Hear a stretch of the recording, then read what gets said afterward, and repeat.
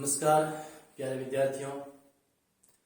आइए आज हम हिंदी अनिवार्य का जो गद्य खंड का एक पाठ है, पहला पाठ प्रेमचंद का पाठ है और उस कहानी है और कहानी का शीर्षक है नमक का दारोगा। बहुत अच्छी कहानी है और किस प्रकार से जो है वो एक ईमानदार व्यक्ति धन के लालच में नहीं आता है और अंत में उस सत्य की जीत होती है। तो ये कहानी है प्रेमचंद की, बहुत ही चर्चित और लोकप्रिय कहानी रही है नमक का दारोगा।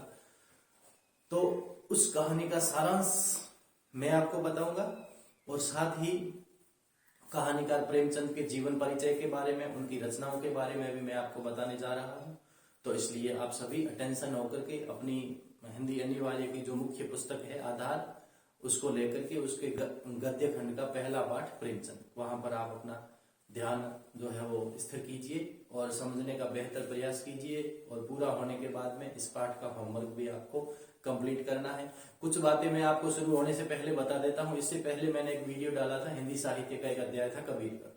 मैंने आपको होमवर्क कंप्लीट करके 2 दिन में कॉपी चेकअप के लिए बोला था, लेकिन अभी तक मेरे पास में केवल 2 कॉपी आई है और बाकी स्टूडेंट्स ने अभी तक होमवर्क के लिए कॉपियां नहीं पहुंचाई है। तो कृपया आप लोग होमवर्क की कॉपी आप खुद आकर के यहाँ चेक करवा के जाएं, किसी के साथ भेजें। अगर छात्राएं हैं नहीं आ सकती तो वो किसी के साथ भेज सकती है।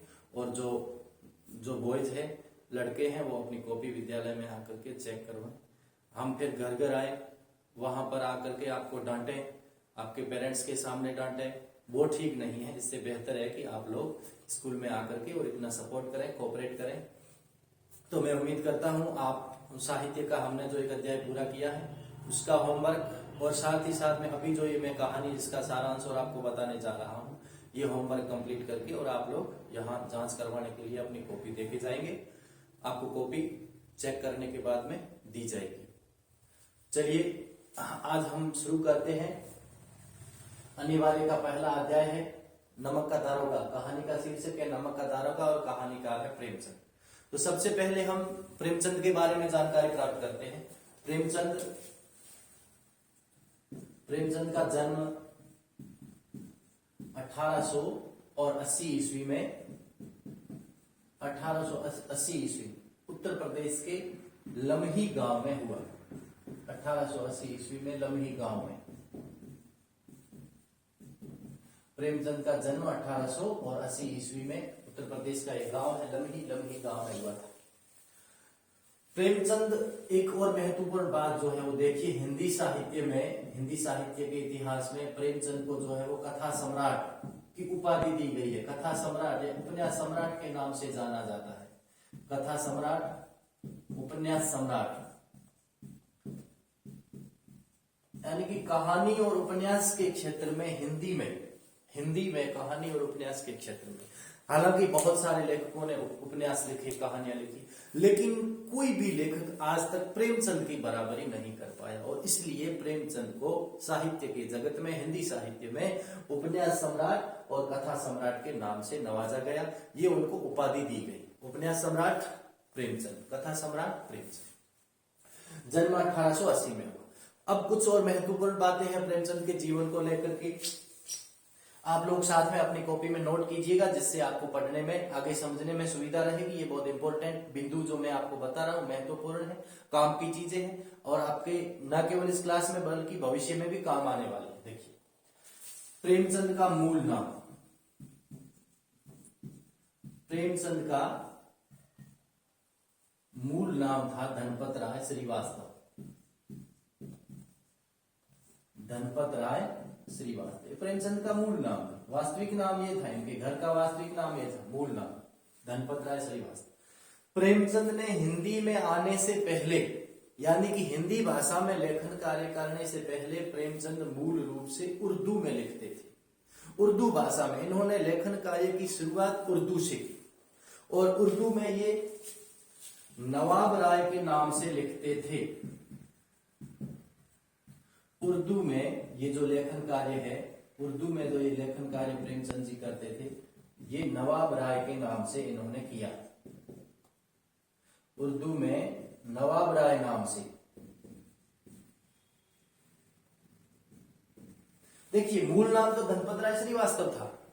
प्रेमचंद का मूल नाम, ध्यान दीजिएगा, प्रेमचंद का मूल नाम धनपत राय श्रीवास्तव, लेकिन जैसा कि मैंने आपको अभी बताया, हालांकि प्रेमचंद हिंदी के महान साहित्यकार हुए, लेकिन हिंदी में लेखन करने से पहले यानी सर्वप्रथम इन्होंने हिंदी की बजाय उर्दू भाषा में लिखना प्रारंभ किया था और उर्दू में ये लेखन कार्य नवाब राय के नाम से करते थे। इसको आप ध्यान में रखिएगा। देखिए मूल नाम धनपत राय श्रीवास्तव, उर्दू में किस नाम से लिखते थे? नवाब राय के नाम से। और हिंदी में इन्होंने जब ये हिंदी में आए, हिंदी में इन्होंने जो लेखन कार्य है वो प्रेमचंद के नाम से प्रारंभ किया और यही नाम आगे चल करके साहित्य में अमर हो गया। प्रेमचंद, कोई भी साहित्य का ऐसा क्षेत्र नहीं है, साहित्य का ऐसा कोई प्रेमी नहीं होगा, साहित्य का ऐसा कोई विद्यार्थी नहीं होगा जो प्रेमचंद के नाम से परिचित न हो। आपने भी इस छोटी सी अध्ययन के क्षेत्र में भी आपने प्रेमचंद के बारे में जरूर कुछ न कुछ एक आध कहानी या कोई न कोई रचना प्रेमचंद की जरूर पढ़ी होगी।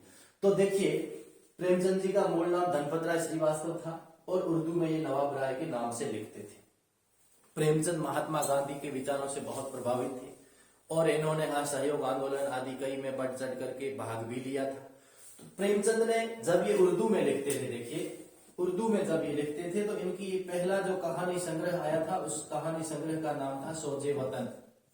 ये प्रेमचंद का प्रथम कहानी संग्रह था। ये समझने की चीजें हैं। देखो प्रेमचंद का प्रथम कहानी संग्रह या प्रेमचंद की प्रथम कहानी जो कि उर्दू में, क्योंकि पहले इन्होंने उर्दू में ही लिखना प्रारंभ किया था, तो उर्दू में इनका कहानी संग्रह आया था सोजे वतन। और ये सोजे वतन जो कहानी संग्रह है इसमें देशभक्ति से परिपूर्ण कहानियां थी, क्योंकि उस समय देश गुलाम था, देश अंग्रेजों के अधीन था।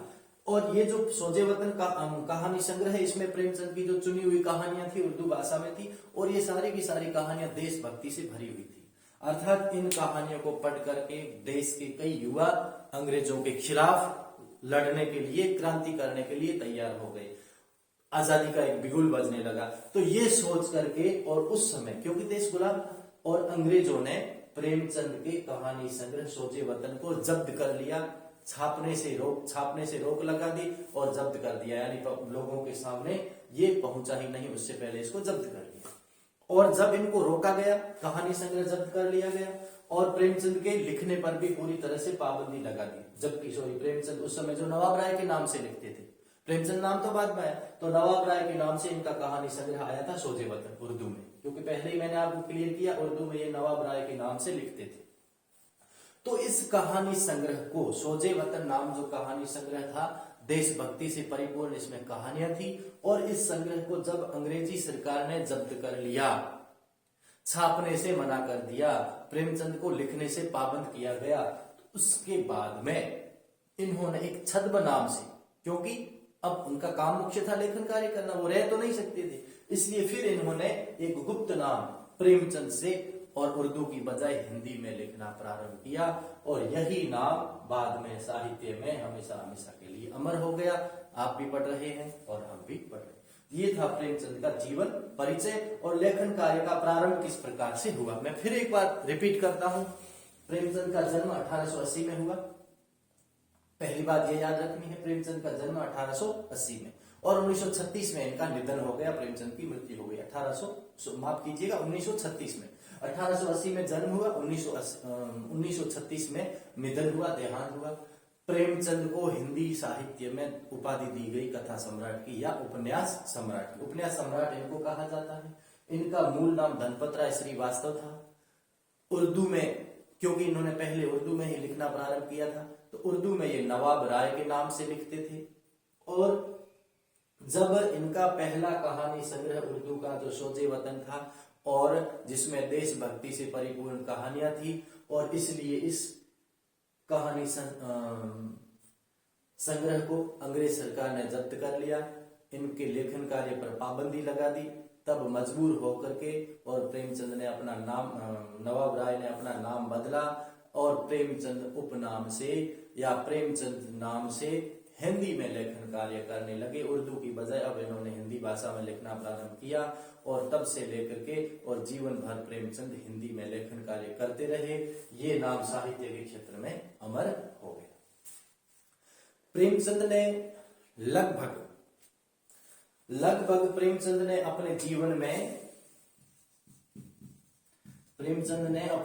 में लगभग जो है वो 300 के आसपास तो कहानियां लिखी।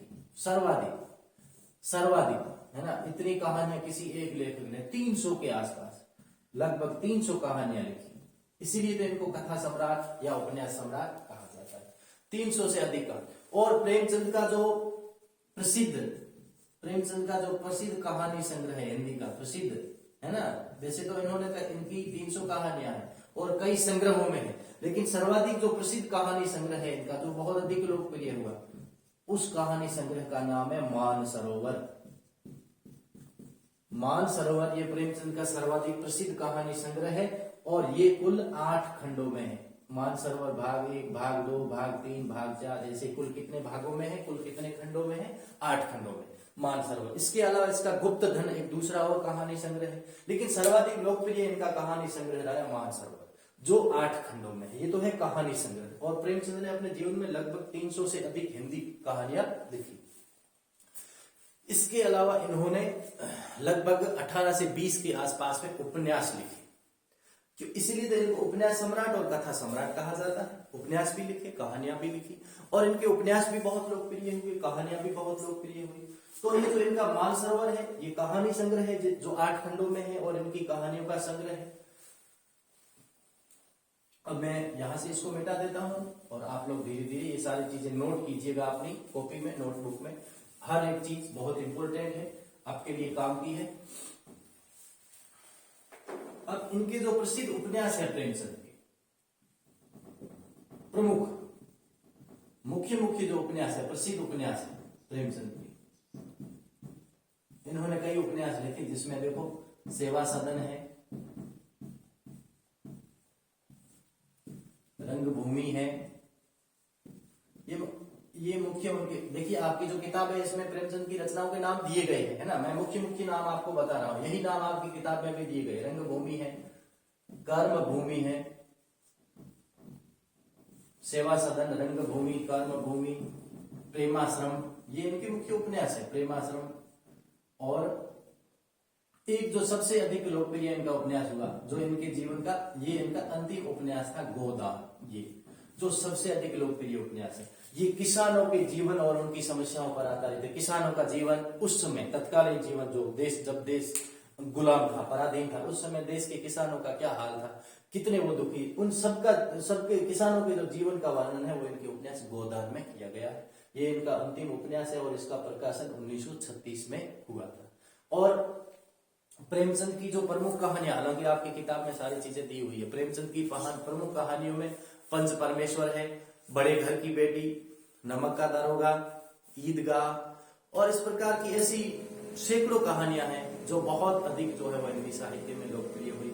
यूं कहे तो प्रेमचंद ने जितनी भी कहानियां लिखी वो सारी की सारी एक से बढ़कर एक, लेकिन फिर भी कुछ नामी कहानियां जो है वो बहुत अधिक प्रसिद्धि को प्राप्त हुई, बहुत अधिक लोकप्रिय हुई।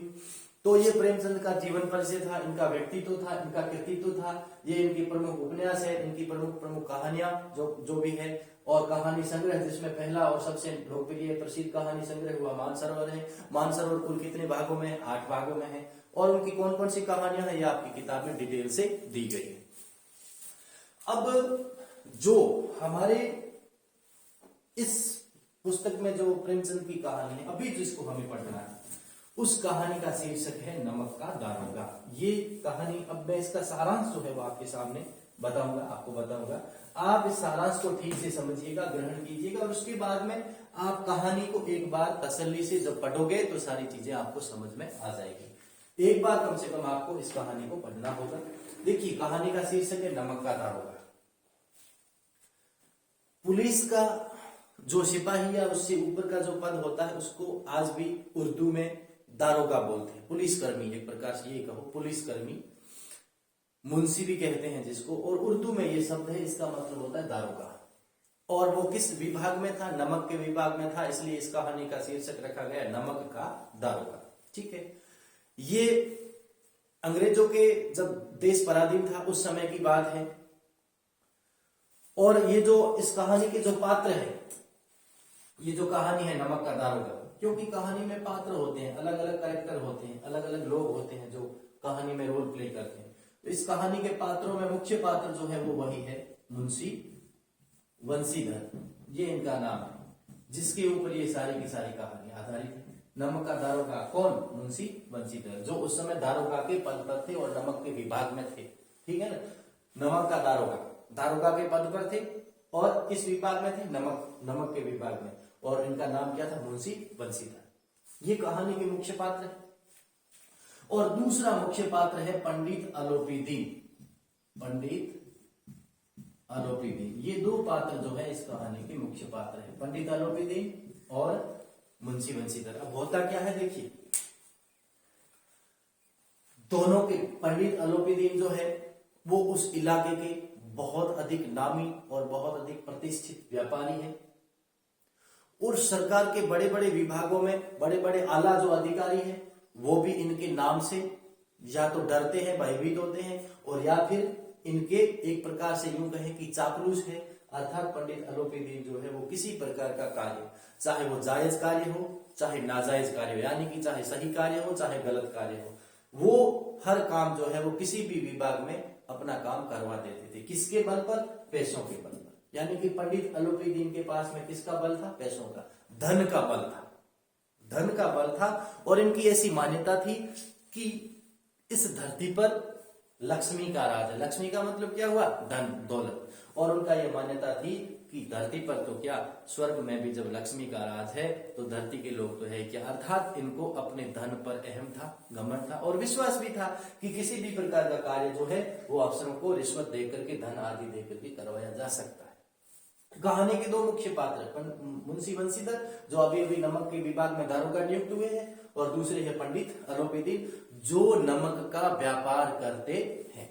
ठीक है, ये बहुत बड़े धनी व्यक्ति है, धनवान होने के साथ साथ में इनकी बहुत अधिक सरकारी विभागों में पहुंच है, महकमों में पहुंच है। बड़े बड़े जो सरकारी अधिकारी हैं वो इनकी जी हजूरी बजाते हैं, और ये अपने धन के बल पर, रिश्वत के बल पर किसी भी प्रकार का अच्छा या बुरा, सही या गलत कार्य करवा देते हैं।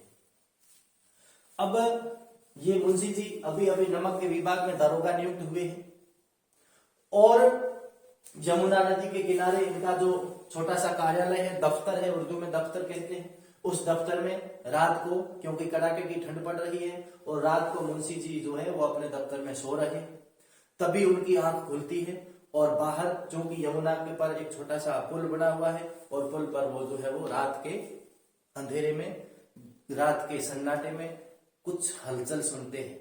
उन्होंने सोचा रात, इतनी रात गई, इतनी रात को इतनी देर से ये आवाज किस प्रकार की आ रही है।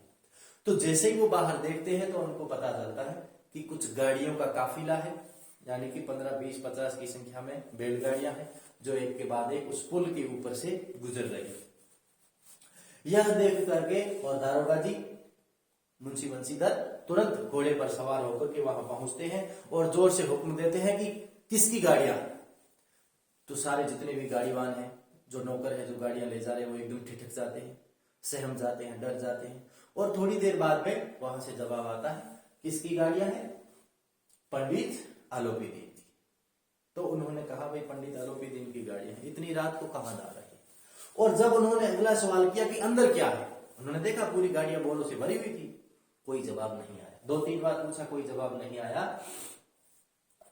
दारोगा जी ने अपना घोड़ा आगे बढ़ाया और एक गाड़ी के पास में जाकर के बोरे को जब हाथ से टटोला, हाथ लगाया, तो पता चला कि सारी की सारी गाड़ियां जिसमें बोरे लदे हुए उनमें सब में नमक है।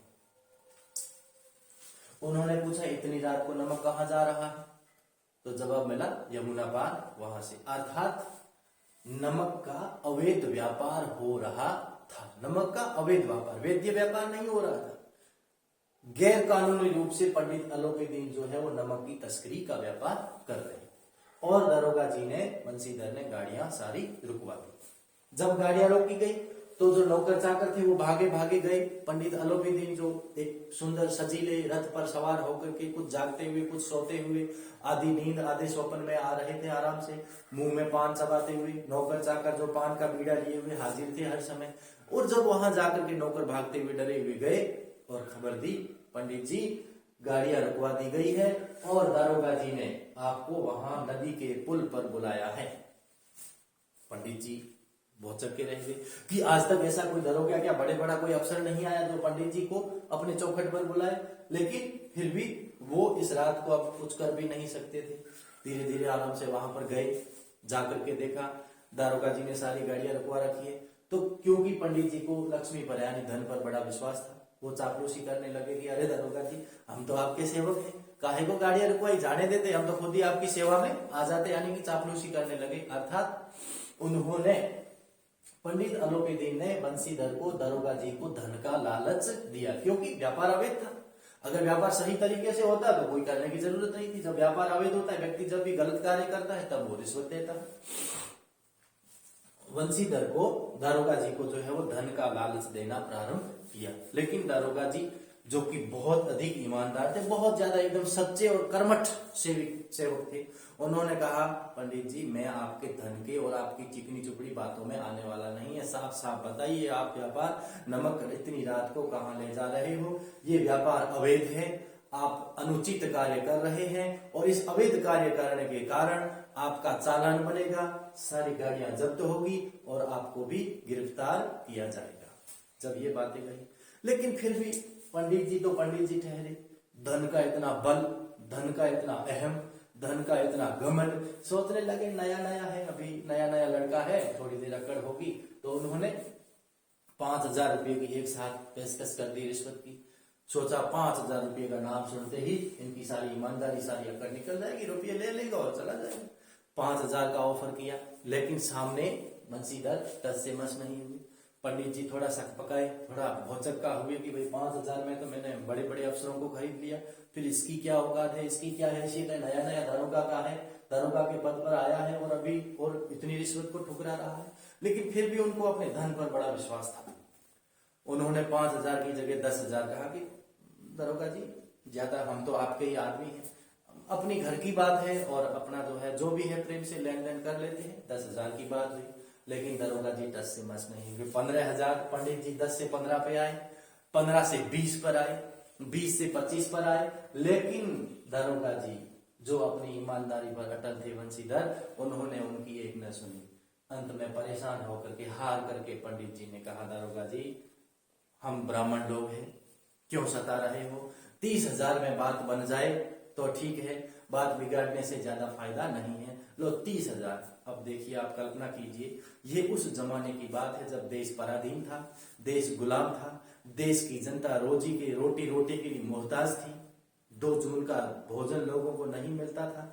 और ऐसी विकट परिस्थिति में भी इस ईमानदार दारोगा ने, बंसीधर ने उस समय पंडित जी के 30,000 रुपये तक की रिश्वत जो है वो ठुकरा दी। और जब ये भी रिश्वत ठुकरा दी, पंडित जी के पास भी अब कोई दूसरा चारा नहीं था और दारोगा बंसीधर ने कड़क करके हवालदार को कहा बदलू सिंह इस आदमी को तुरंत गिरफ्तार कर लीजिए। और हथकड़ियां लिए हुए जब बंसीधर अलोपीदीन पंडित जी की और जब दारोगा वो सिपाही जाने लगे तो पंडित अलोपीदीन भयभीत हो गए और मूर्छित हो गए, बेहोश हो गए, क्योंकि उन्होंने तो कभी इस चीज की कल्पना भी नहीं की होगी कि ऐसा भी होता होगा।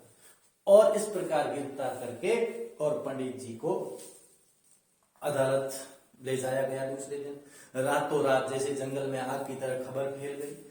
जनता सोती है लेकिन उसके बावजूद भी लोगों की जीभ जो है वो जागती है और आग की तरह सवेरे खबर फैल गई पूरे शहर में, सारे आसपास के गांव में कि नया नया दारोगा है, पंडित जी को गिरफ्तार कर लिया। अब उनमें से कुछ जो बेचारे ईमानदार थे वो दारोगा जी की प्रशंसा करने लगे, लेकिन ईमानदार कम थे और बेईमान ज्यादा थे। सब लोगों की जुबान पर यही नाम था, मूर्ख दारोगा है। अरे पंडित जी तो देवता है, देवता देव पुरुष है, वो तो भगवान का रूप है, ब्राह्मण है, काहे को गिरफ्तार कर लिया? ऐसे अच्छे लोग, ऐसे समाज की सेवा करने वाले तो लोग इस धरती पर युगों युगों से आते। इस प्रकार की हजारों बातें होने लगी। खैर जो भी हुआ, और इस प्रकार पंडित जी को दूसरे दिन अदालत में पेश होना था। यहां तक का जो काम था दरोगा जी ने तो अपना काम बखूबी ईमानदारी से किया, लेकिन आगे की जो स्थिति थी वो इनके बस में नहीं थी। और आलोपी दीदी को अभी भी अपने धन पर बल था। उनको पता है चलो यहाँ मेरी बात नहीं मानी, थोड़ी सी मान हानि हुई, बेइज्जती तो हुई, लेकिन अदालत कोर्ट कचहरी ये तो सब अपने घर के हैं, बस अदालत जाने की देर थी। वकील पहले से तैयार, सारे कागजात पहले, क्योंकि धन क्या नहीं कर सकता है, पैसों से ऐसा कौन सा काम है जो नहीं होता है। धन के बल पर रातों रात वकील तैयार, सारी फाइलें तैयार, केस की सारी फाइलें तैयार, सारे कागज तैयार, जज तैयार, बस अदालत शुरू होने की तो देर थी। अदालत शुरू हुई, पंडित आलोपीदीन ने अपना पक्ष रखा, बंसीधर दरोगा ने अपना पक्ष रखा, लेकिन सारे के सारे जो न्यायाधीश थे, जो फैसला सुनाने वाले जज कहो जो भी थे, वो भ्रष्ट, वकील भ्रष्ट, सब आपस में मिले हुए। और आलोपीदीन ने पैसों के बल पर सबको खरीद लिया और मुंशी बंसीधर की सारी जो सच्चाई थी, जो हकीकत थी, उसको दरकिनार करते हुए और पंडित आलोपीदीन को वहां से इज्जत सहित, सम्मान सहित कोर्ट ने बरी कर दिया कि इस मामले में पंडित जी का किसी भी प्रकार का कोई दोष नहीं है। आलोपीदीन का व्यापार सही है, जायज है, उचित है, ईमानदारी से किया गया काम है। और दरोगा को एक अदालत चेतावनी देती है कि भविष्य में इस प्रकार की घटना न करें। बेचारे दरोगा जी हाथ मलते रह गए, इतनी सच्चाई से, इतनी ईमानदारी से काम किया, उसके बावजूद भी ये परिणाम मिला। दूसरे दिन नौकरी से निकाल दिए गए और घर चले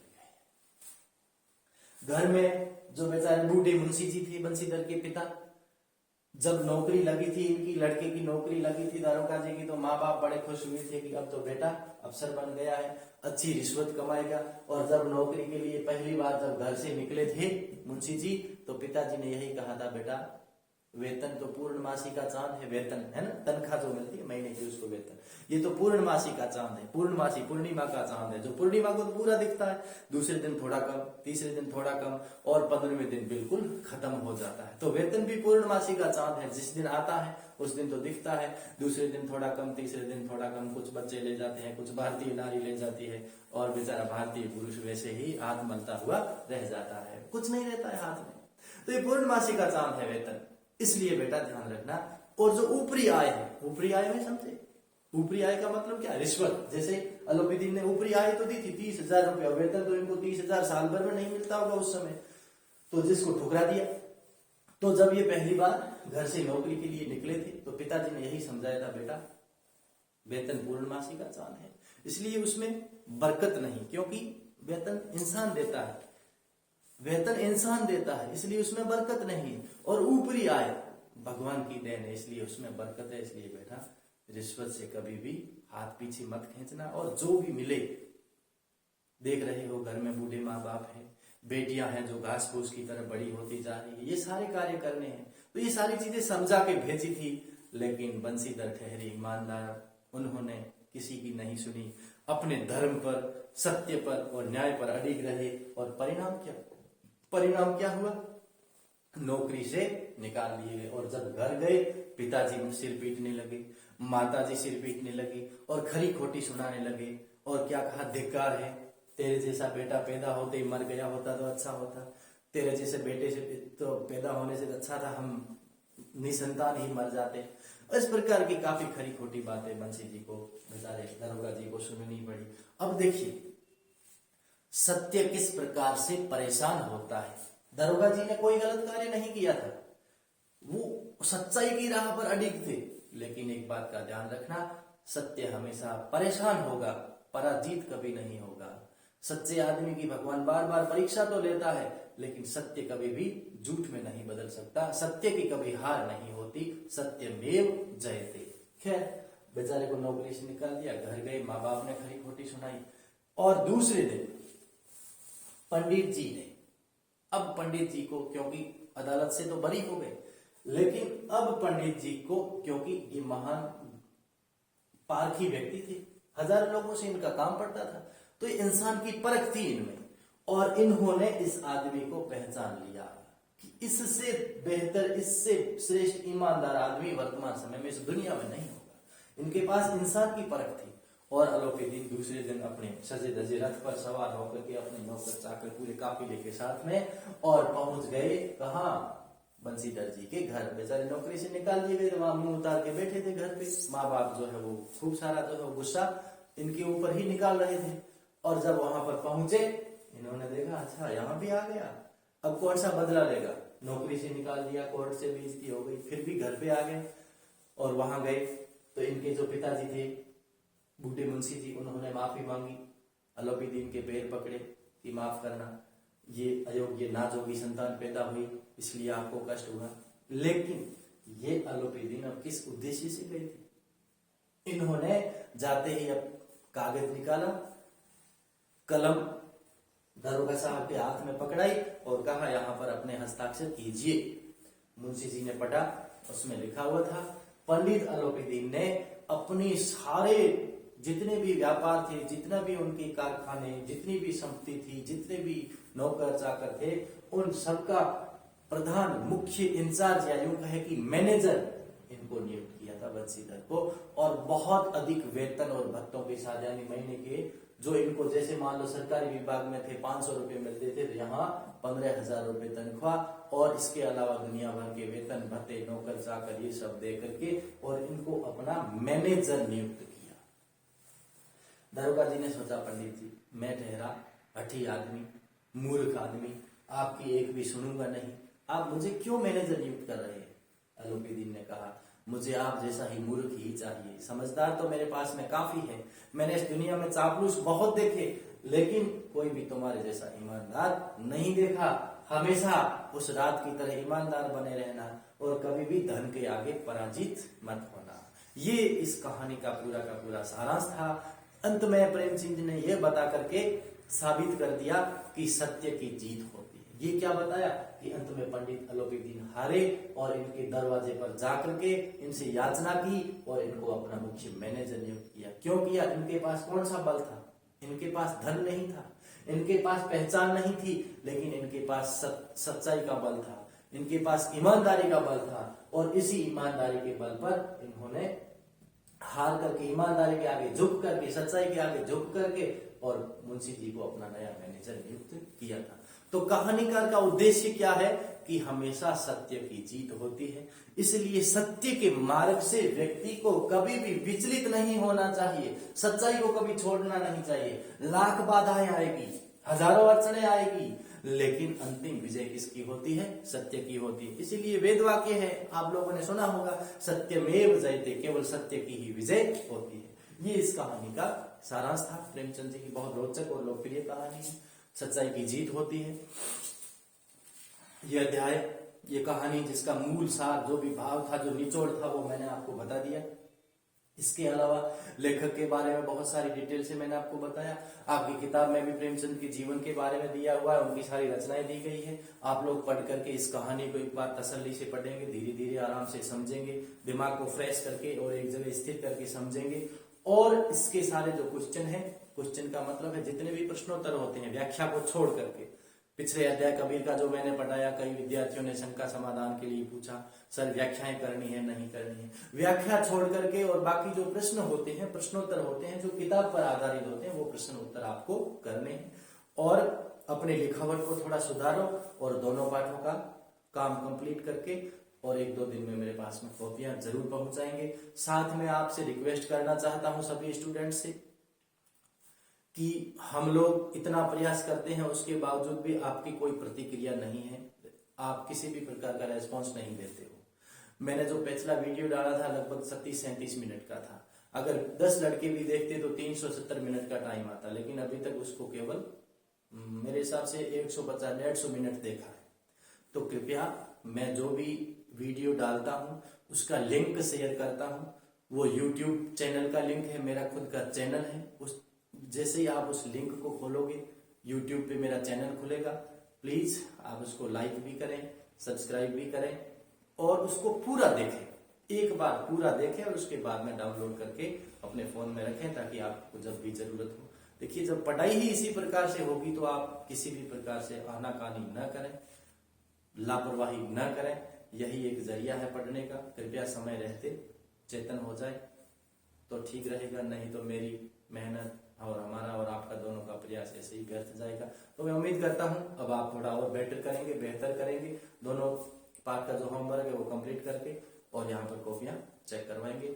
आज के लिए तो इतना ही, आगे फिर मैं नया अध्याय लेकर के और आपके सामने आऊंगा। तब तक के लिए good evening, goodbye, all the best.